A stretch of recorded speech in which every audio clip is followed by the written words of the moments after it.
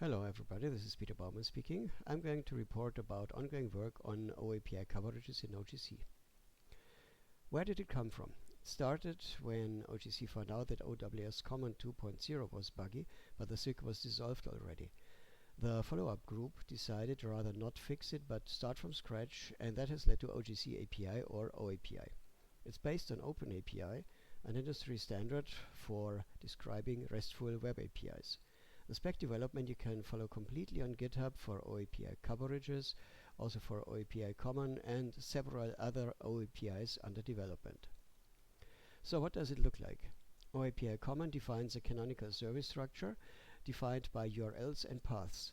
On the base of the path you find a service landing page in HTML, then several others. The most important thing is the collections path, because this is where the data sit.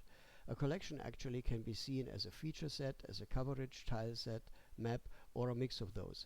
It's not entirely clear yet though how that would work in practice. The current status is that OAPI-Common is much under discussion. A lot of work is going on. Currently 85 open issues. Just to mention one, nested collections were much requested but finally rejected.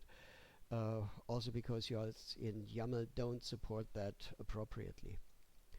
Specifically for coverages, it's based on the OGC coverage implementation schema, CIS 1.1, and it adds a modifier to the path to see an object as a coverage.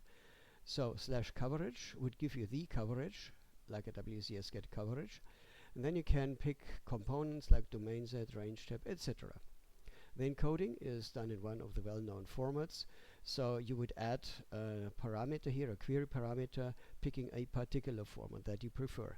Be careful about JSON. This is CIS JSON. What is found incompatible is GeoJSON and coverage JSON. So when it comes to subsetting, actually we would add query parameters again, because otherwise it just doesn't work.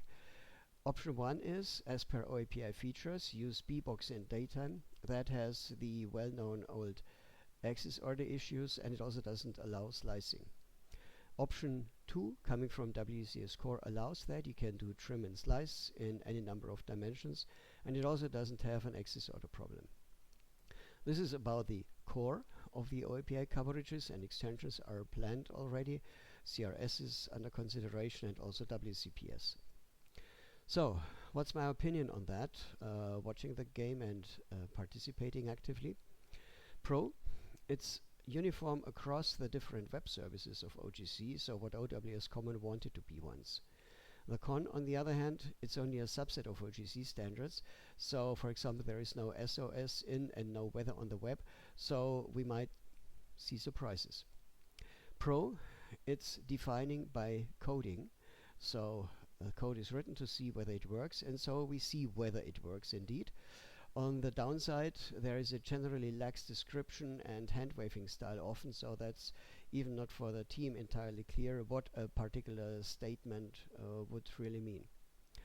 Pro is, hooray, liberating from XML. Con, oops, we are selling ourselves to JSON and YAML, which is just trendy today.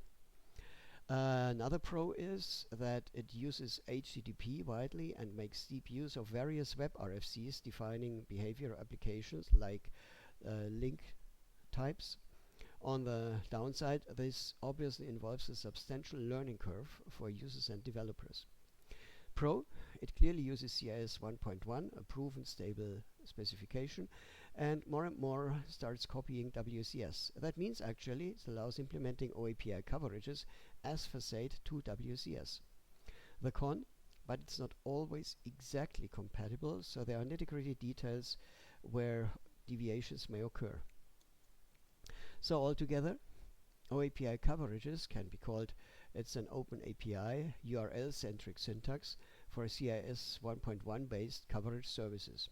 The good news for implementers, it's largely evolution, not a total revolution. From a WCS perspective, actually, it could be seen that OAPI is just another client-server protocol next to the existing ones. But, caveat, there are deviations in details indeed. OGC officials state that WCS and WCPS will stay. They will not be superseded, but OAPI-Coverages is there to complement the service offering. The status overall, its work in progress about WCS core is now available in functionality. You can watch it on GitHub, but according to the editors, watch out, it may be outdated or conflicting what you find there. Spike implementations are supported by hackathons like Rasterman, like CubeWorks and others to try out the concepts and see how it works. So stay tuned, it will develop. Thank you for listening and enjoy 5 week.